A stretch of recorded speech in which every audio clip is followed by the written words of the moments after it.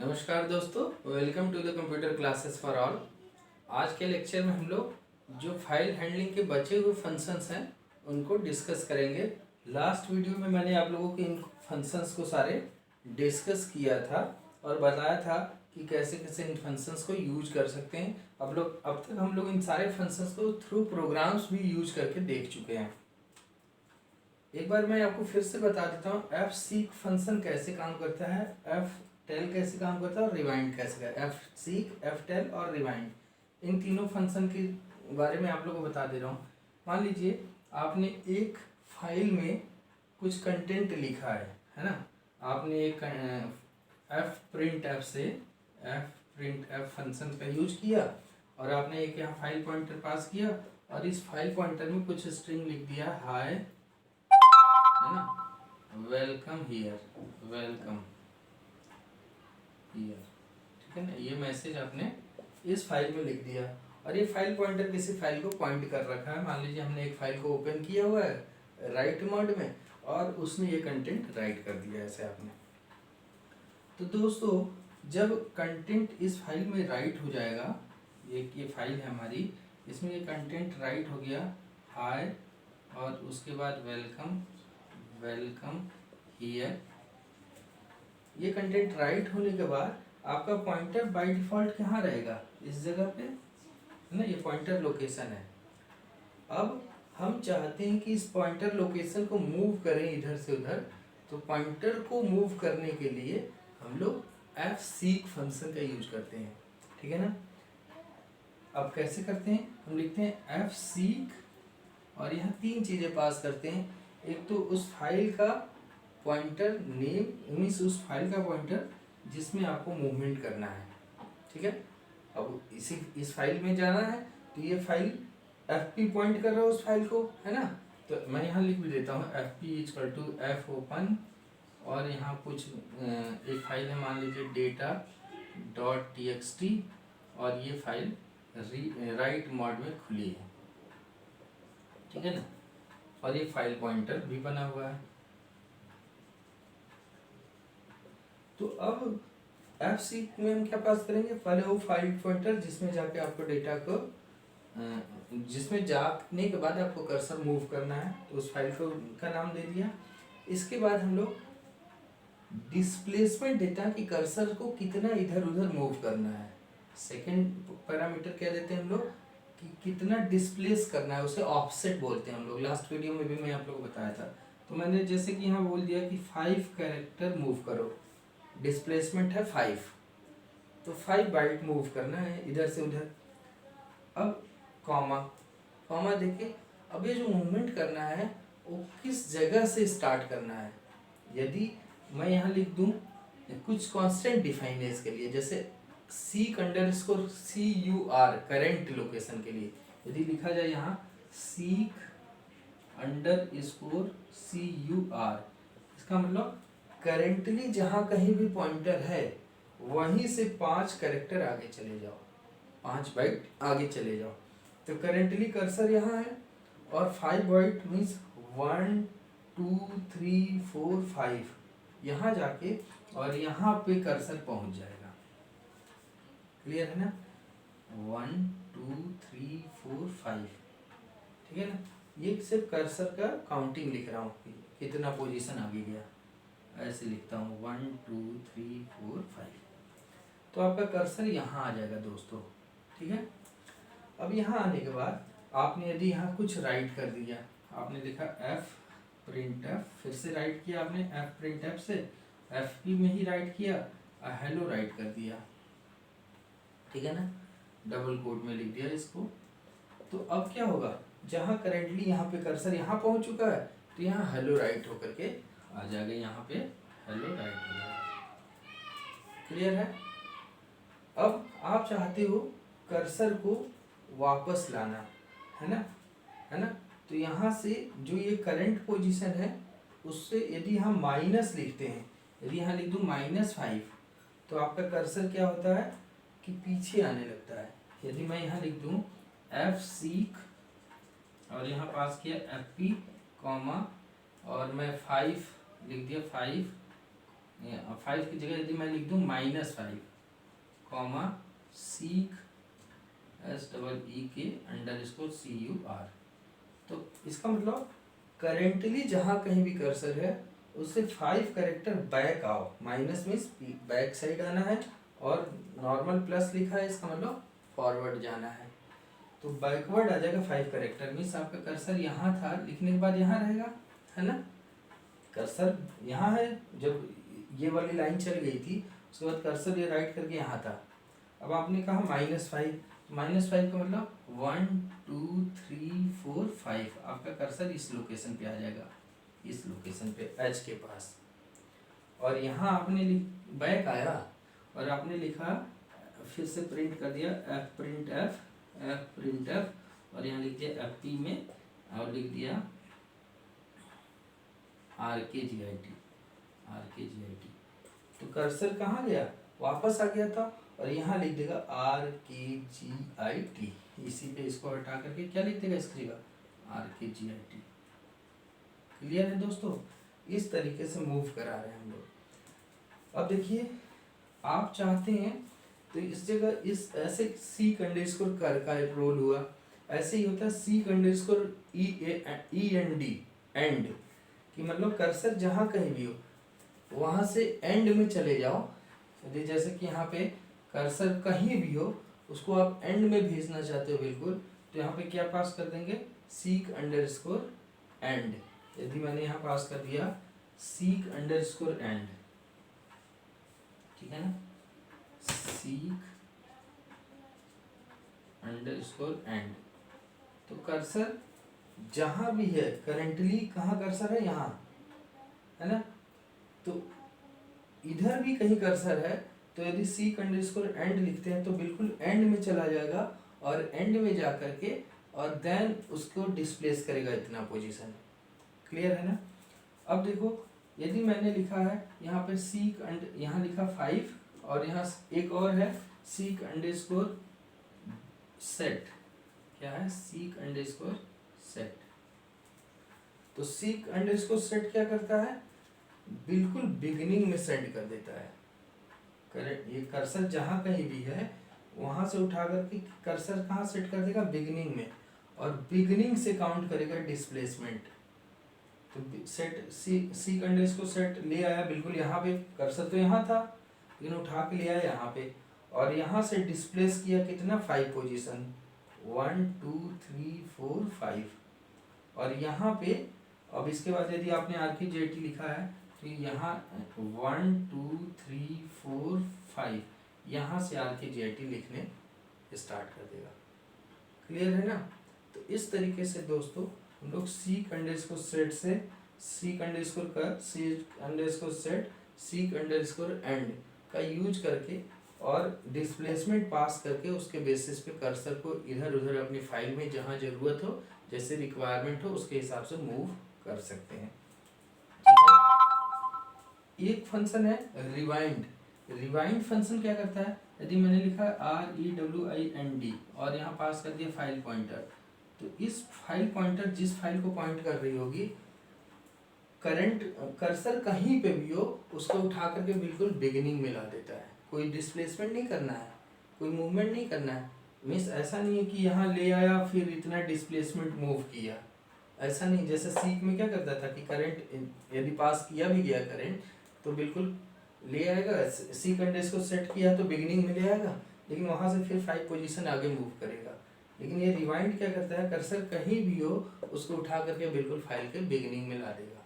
और उसके आगे यदि आप कुछ लिखोगे, मान लो ये वाली लाइन नहीं है, इसके बाद यदि आपने कुछ लिखा है तो ये RKGIT कहाँ से लिखने स्टार्ट करेगा, बिल्कुल यहाँ बिगिनिंग से। ठीक है, तो ये रिवाइंड फंक्शन का काम है।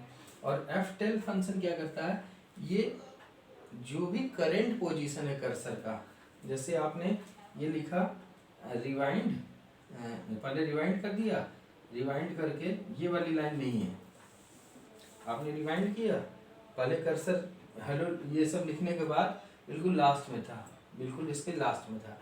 इसके बाद आपने क्या किया, रिवाइंड कर दिया तो बिल्कुल बिगिनिंग में आ गया। बिगिनिंग में आके आपने RKGIT प्रिंट कर दिया तो यहाँ RKGIT प्रिंट कर देगा।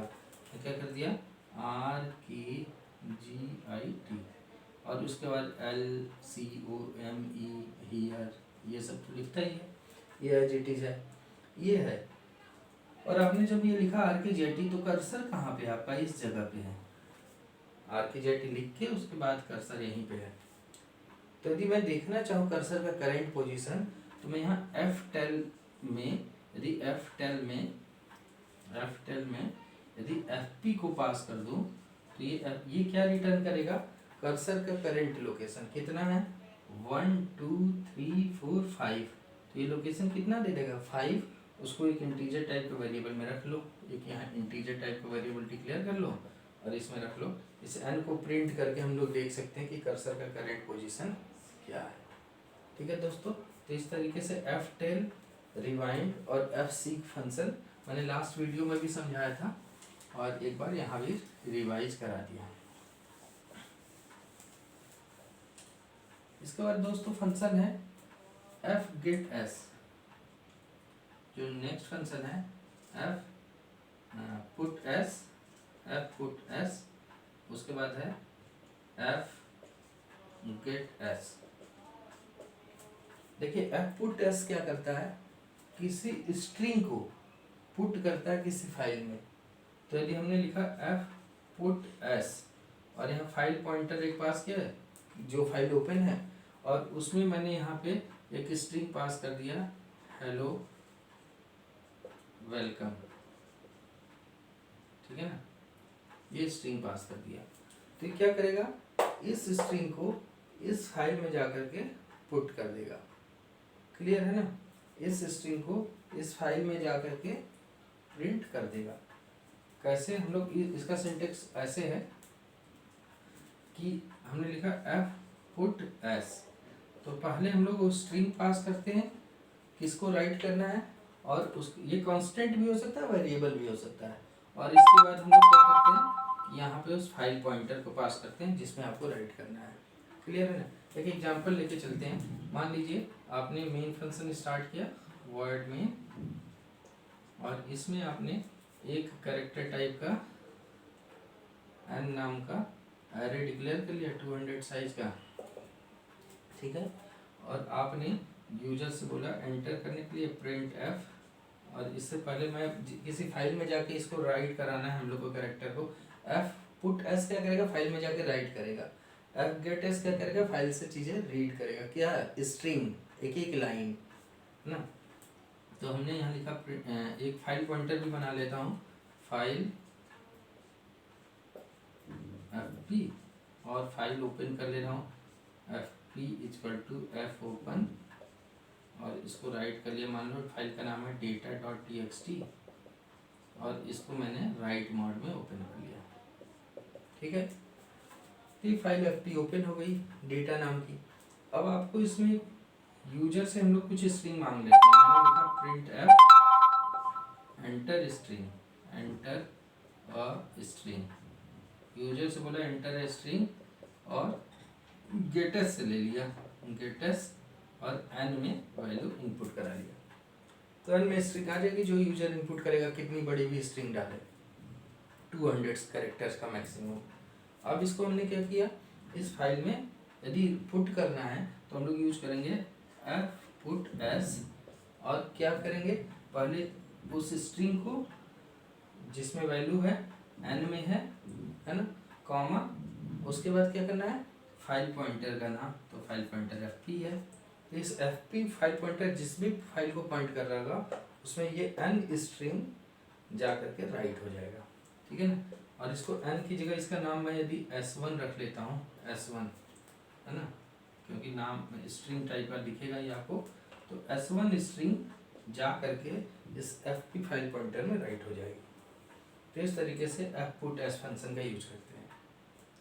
ऐसे ही है fgetS फंक्शन, कि आपने फाइल में कोई स्ट्रिंग है, जैसे आपने ऐसे ही पुट किया हुआ fputS से फंक्शन से आपने कुछ उसमें राइट किया हुआ स्ट्रिंग, और उसमें से कुछ चीज़ें रीड करनी है, तो आपने फाइल को रीड मोड में ओपन कर लिया है ना, राइट मोड में नहीं, और उसमें स्ट्रिंग है ऑलरेडी getS, अब हम लोग getS की ज़रूरत नहीं है। उस डेटा फाइल में अभी हमने देखा था कि एफ पुट एफ से स्ट्रिंग लिखा हुआ था। अब मुझे उस स्ट्रिंग को रीड करना है, तो रीड करने के लिए मैं कौन सा फंक्शन यूज करूँगा, एफ गेट एस। कौन सा फंक्शन, एफ गेट एस। और यहाँ पे हम लोग क्या करेंगे कि पहले उस एरे को पास करेंगे, उस स्ट्रिंग को पास करेंगे जिसमें आपको वैल्यू रखनी है। ये क्या करेगा, रीड करेगा और इस S1 में रख देगा। तो हमने S1 पास किया, ठीक है। उसके बाद हम लोग साइज पास करते हैं कि कितना, अब इसमें है तो कितना बड़ा भी कैरेक्टर है, अब एक स्ट्रिंग बहुत बड़ी है, उसमें से कितने कैरेक्टर आपको निकालने हैं और निकाल करके इस S1 में रखना है। तो साइज यहाँ पास करते हैं, मान लो यहाँ पास कर दिया मैंने 50, मान लो, और इसके बाद पास किया FP। मीन्स इस फाइल पॉइंटर में, इस वाले फाइल में फर्स्ट 50 कैरेक्टर रीड कर लो और रीड करके S1 में रख दो। तो ऐसे एफ गेट एस फंक्शन क्या करता है, यहाँ एक स्ट्रिंग पास करते हैं जिसमें कैरेक्टर रीड होकर के आएंगी, और कितने कैरेक्टर आने हैं 50, जो भी आप पास करें कितने कैरेक्टर हैं और किस फाइल में से रीड करना है। तो इस फाइल में से इतने लेंथ का कैरेक्टर निकालेगा, शुरुआत से लेकर 50 कैरेक्टर उठाएगा और उसको S1 में पुट कर देगा। आप चाहें तो उसको प्रिंट करके अपने प्रोग्राम में दिखा भी सकते हो। मैंने लिखा printf %s और कॉमा S1। तो S1 में जो भी स्ट्रिंग होगा वो प्रिंट होकर के आ जाएगी। तो इस तरीके से दोस्तों एफ गेट एस और एफ पुट एस फंक्शन का यूज कर सकते हैं, ठीक है दोस्तों। अब देखिए दोस्तों, हम लास्ट 2 फंक्शंस पढ़ेंगे। एक फंक्शन है एफ रीड एंड एक फंक्शन है F write. F read and F write function. देखिए F read and F write function, file जब बाइनरी फाइल हो तो उसके कंटेंट को रीड करने के लिए एफ रीड फंक्शन का यूज करते हैं, और यदि बाइनरी फाइल हो और उसमें कंटेंट राइट करना है तो उसके लिए एफ राइट फंक्शन का यूज करते हैं। मीन्स अभी तक हम जितने फंक्शंस ये पढ़ रहे थे दोस्तों, ये टेक्स्ट फाइल की बात कर रहे थे, है ना। टेक्स्ट यदि रीड या राइट करना था तो हम लोग F scan F print F function का यूज कर ले रहे थे। टेक्स्ट फाइल में यदि रीड या राइट का ऑपरेशन करना था तो F print F scan F का यूज कर ले रहे थे, या F get C F put C का यूज कर ले रहे थे। किसके लिए, यदि टेक्स्ट फाइल में, मैं आपको शुरू में ही बताया था 2 तरीके की फाइल होती है, टेक्स्ट फाइल और एक बाइनरी फाइल। बाइनरी फाइल में जो चीज़ें राइट की जाए, डेटा स्टोर किया जाता है, वो सीक्वेंस ऑफ बाइट के फॉर्म में स्टोर किया जाता है, जो कि मशीन अंडरस्टैंडेबल फॉर्म होता है। तो यदि आपको बाइनरी फाइल में से कुछ रीड या राइट करना है तो हम लोग एफ रीड और एफ राइट फंक्शन का यूज करते हैं, और यदि टेक्स्ट फाइल को रीड राइट करना है तो इससे फंक्शन आपको ये सारे पढ़ाया हूँ मैं, है ना। F scan F print F put S F get S, इन सब से, है ना। ये फंक्शन भी है F put S F get S. तो इनसे हम लोग क्या करते हैं, बाइनरी टेक्स्ट फाइल की कंटेंट्स को रीड राइट कर ले रहे थे। लेकिन यदि बाइनरी रीड राइट करना है तो हम लोग क्या करेंगे, एफ रीड या एफ राइट का यूज करते हैं, और इसका सिंटेक्स कुछ इस तरीके से है। यदि मैं बात करूं एफ रीड और एफ राइट का, तो हम लोग लिखते हैं एफ रीड, है ना, और इसमें हम पास करते हैं सबसे पहले स्ट्रिंग, है ना। इसमें कोई सेट ऑफ कैरेक्टर्स होंगे, मीन्स एक डेटा होगा आपका, है ना। ये डेटा मीन्स रीड करना है, मीन्स डेटा रीड होंगी और रीड होकर के इस वेरिएबल में आ जाएगा, है ना, कॉमा। उसके बाद हम लोग हर कैरेक्टर कितने कितने बाइट का होगा, एक एक कैरेक्टर कितने कितने बाइट का होगा वो यहाँ पास करते हैं हम लोग। साइज मान लो मैंने लिखा 1 बाइट, तो 1 बाइट के सीक्वेंस के फॉर्म में कैरेक्टर, क्योंकि बाइट रीड करना है तो एक एक बाइट रीड करेगा, कॉमा। उसके बाद हम लोग लिखते हैं कि कितने बाइट रीड करने हैं। इसके बाद हम क्या बताते हैं कि 1 बाइट के कितने सीक्वेंसेस रीड करने हैं। मान लो मैंने कहा 5, तो ये नंबर ऑफ सीक्वेंस हो गया कि एक एक बाइट के 5 सीक्वेंस रीड करो, एक एक बाइट के 5 कैरेक्टर रीड कर लो, ठीक है ना। और उस कहाँ से, एफ, यहाँ फाइल पॉइंटर देते हैं। तो देखो ये दोस्तों क्या है, ये बफर है, ये एक एरे है जिसमें रीड होकर के चीजें आनी है। ये वाला क्या है, number of bytes of each character, number of bytes for each character.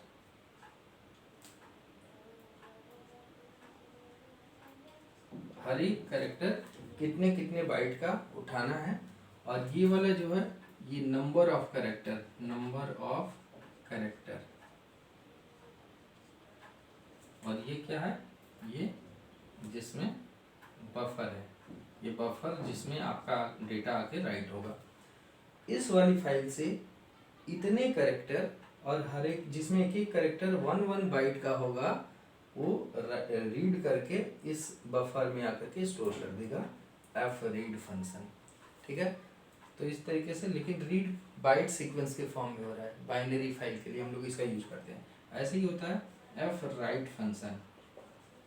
F write function में भी क्या, इस स्ट्रिंग में इस बफर में जो कैरेक्टर है, जो डेटा है, उसे राइट करो जिसमें हर डेटा इतने बाइट का है और उसमें नंबर ऑफ बाइट इतने राइट करो और ये फाइल पॉइंटर है।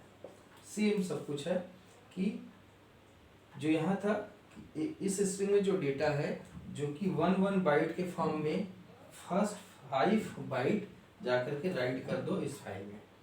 क्लियर है ना।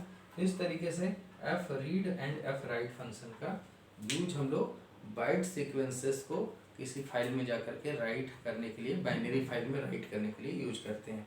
आई थिंक आप लोग, तो ये 15 फंक्शंस है दोस्तों जो आप सब लोगों को बिल्कुल पता होना चाहिए, इनको यूज करने आना चाहिए आपको फाइल हैंडलिंग का प्रोग्रामिंग करना है तो। क्लियर है। तो इस तरीके से दोस्तों आपकी 5th यूनिट कंप्लीट हो गई और आप लोग आगे आने वाले टाइम में मैं आप लोगों को जितने प्रोग्रामिंग्स आप लोगों को पढ़ाया हूँ इन सब का एग्जीक्यूट करते हुए पूरा प्रोग्राम बना करके वीडियो अपलोड करूँगा। आप लोग चैनल को सब्सक्राइब करिए, लाइक बटन को प्रेस करिए, सब्सक्रिप्शन बेस बढ़ाने का ट्राई करिए और ज़्यादा से ज़्यादा लोग सब्सक्राइब करके वीडियो देखा करें, है ना, जिससे कि आगे आने वाले वीडियोज़ का नोटिफिकेशन आपको मिलता रहे। क्लियर है। तो मिलते हैं हम लोग नेक्स्ट वीडियो में। Thank you, thanks a lot.